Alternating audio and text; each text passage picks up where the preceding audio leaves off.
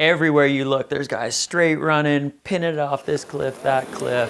And you look over to Air Jordan and the waterfall, and it's just people sending it in every direction. And it's like, it's almost like stadium cheers when that thing starts going. It's like, oh, you know, someone chucks a backflip off something, all the poles are in the air. Click. When you get a bluebird morning with, say, a foot or more of powder, like there's no place I'd rather be than at the peak chair.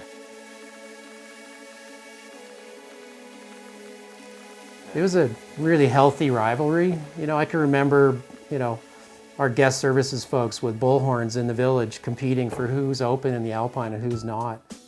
So what happened was it was Whistler versus Blackcomb. Blackcomb punches the T-bar to the top of 7th heaven. Whistler's like, holy crap, Blackcomb just changed the game. We gotta do something. We gotta put a lift up to the top of the peak. So they looked at it and they thought, you know, they looked at the cliffs on the front of the peak and they're like, man, like people aren't gonna be able to ski off the top of the peak. Like it's too rowdy.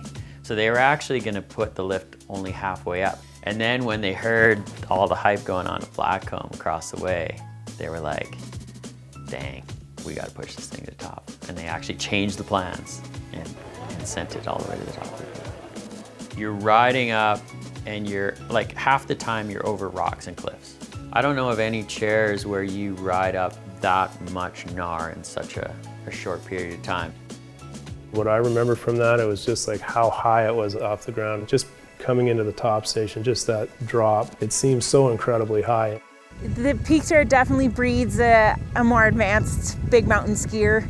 I mean, there's different chutes you have to get into with hard entrances, there's cliffs. We get a lot of wind, we get a lot of bad visibility, and we get kind of used to that style of skiing.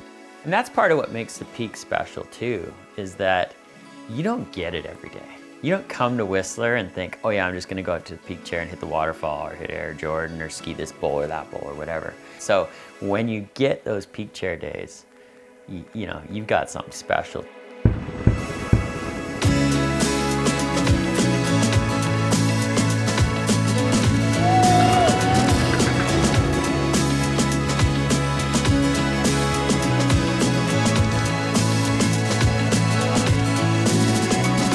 The peak chair is definitely a proving ground area. I mean, from the lineup, you can see so much terrain. There's Air Jordan, there's the waterfall. There's just so much space and so many little things you can hit.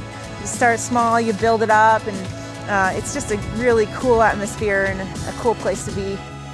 It's really cool what's happened in the last like 10 years or so is that you know, it used to be just the pros that would go hit all these lines.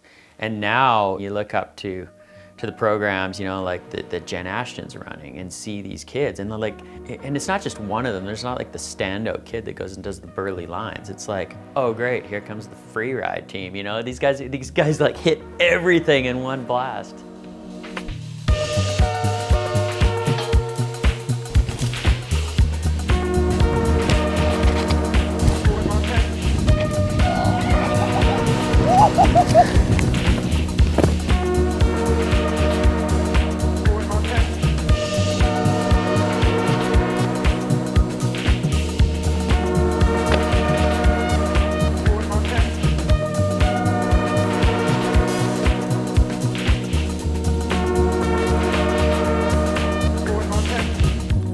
It's where people want to be. You're not to the top of Whistler until you're there.